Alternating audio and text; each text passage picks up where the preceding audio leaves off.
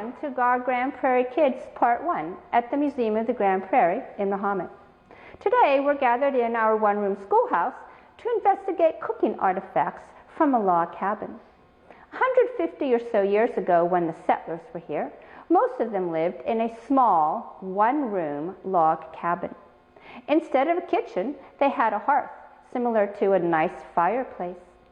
To start the fire, they'd take their axe out, cut down some trees, and then chop the logs into the right size, bring them in, stack them nicely on their hearth. Because matches or grill lighters had not yet been invented, they used a flint and a steel. A flint and a steel. You'd strike it together and hopefully get a spark.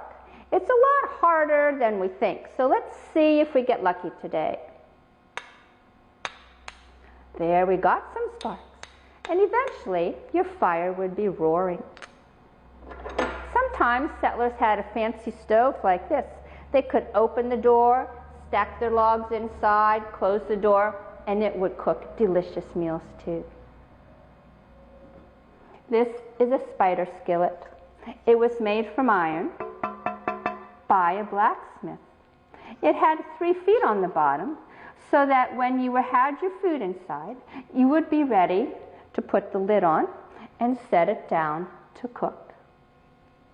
Some hearths had a long iron arm that would gently swing back and forth over the fire. They would take a pot hook.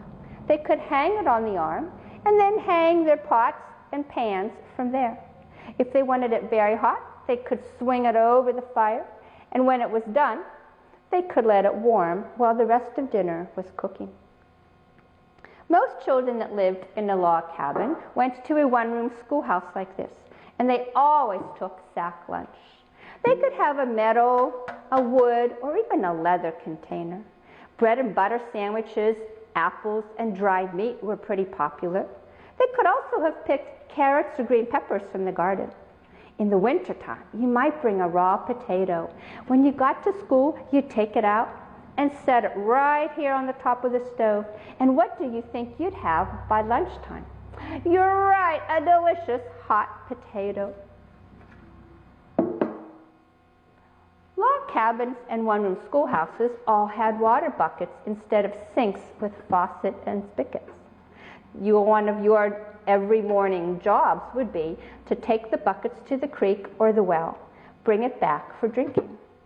They would have a ladle that you could scoop in the water and take a delicious drink.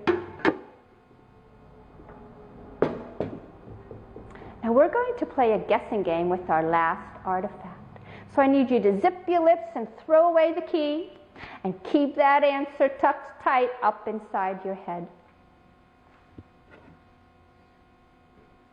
This is another cooking item made from iron by that blacksmith, with 3 feet on the bottom for the same reason the skillet does.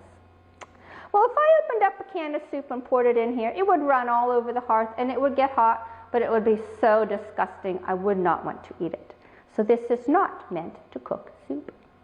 But if I took something else and put it in here, and I patiently wait and wait and wait for a minute or two, and it does its trick, and now the other side is facing that fire.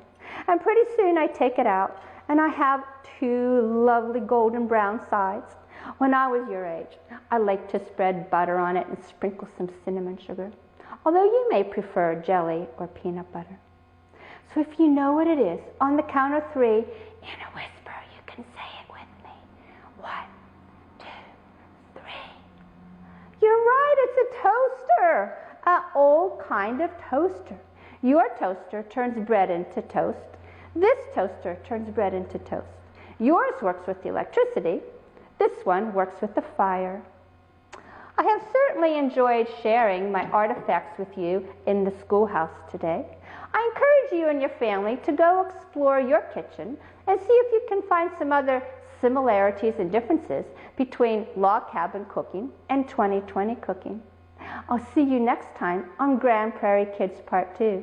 But I won't be here in the schoolhouse. Where will I be? You'll have to come find me.